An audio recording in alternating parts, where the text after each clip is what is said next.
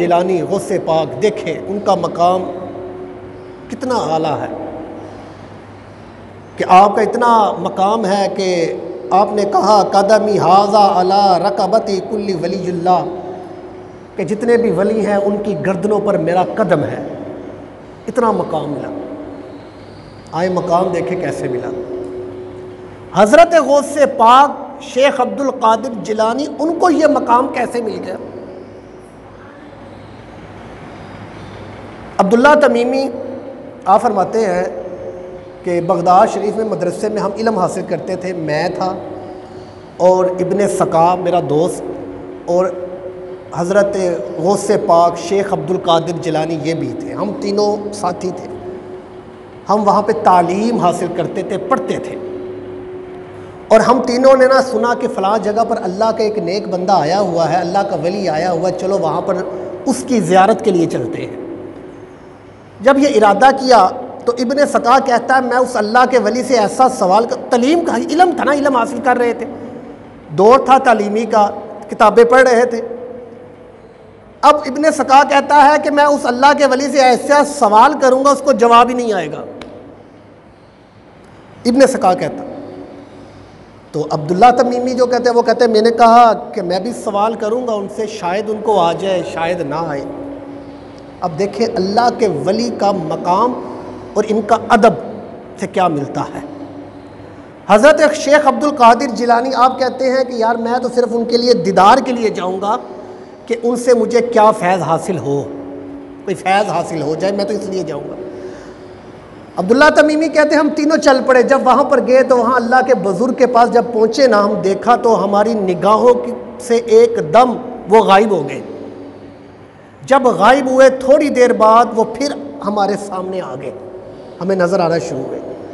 اس اللہ کے نیک ولی بزرگ نے کہا اے ابن سقا، تو جس مقصد کے لیے میرے پاس آیا ہے، تو نے کہا تھا میں سوال پوچھوں گا اور جواب اس کو نہیں آئے گا، تیرا یہ سوال تھا اور اس کا یہ جواب ہے۔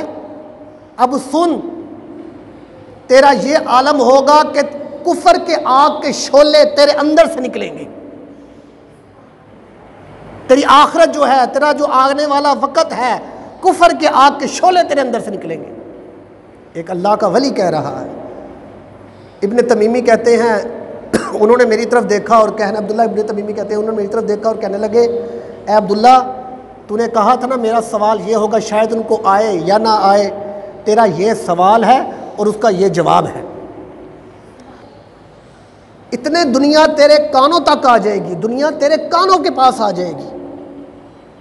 پھر شیخ عبد القادر جیلانی کی طرف دیکھا اور کہا اے عبد القادر، تو میرے سے فیض حاصل کرنے آیا ہے، تو اس طرح کا تجھے فیض ملے گا کہ میں دیکھ رہا ہوں آنے والے وقت میں تو اپنے منبر پر بیٹھ کر کہے گا جتنے بھی اولیاء کرام ہیں تمام اولیاء کرام کی گردنوں پر میرا قدم ہے۔ کہ بزرگ نے کہا کہ میں دیکھ رہا ہوں۔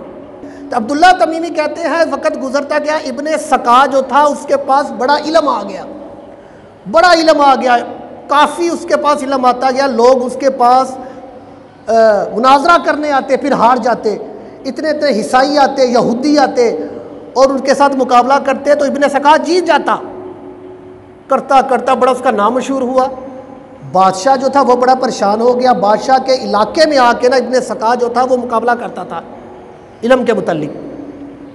تو ابن سقا کی نظر بادشاہ کی بیٹی پر پڑی تو ابن سقا اس پر عاشق ہو گیا، تو بادشاہ سے کہنے لگا کہ میری شادی اس سے کر دو، نکاح کر دو۔ تو بادشاہ نے کہا میں تجھے نکاح تو کر دوں گا لیکن تو مسلمان اسلام چھوڑ کر عیسائیت میں آ جا۔ تو ابن سقا نے اسلام چھوڑ دیا اور عیسائیت میں آ کر اس سے نکاح کر لیا بادشاہ کی بیٹی سے۔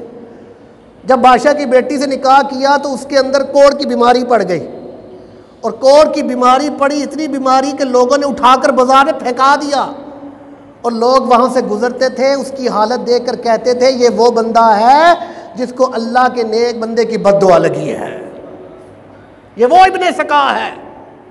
اتنا علم پڑھ کے، اتنا کچھ حاصل کر کے لیکن ادب نہ کیا تو یہ ذلیل و خوار ہو گیا، آزاد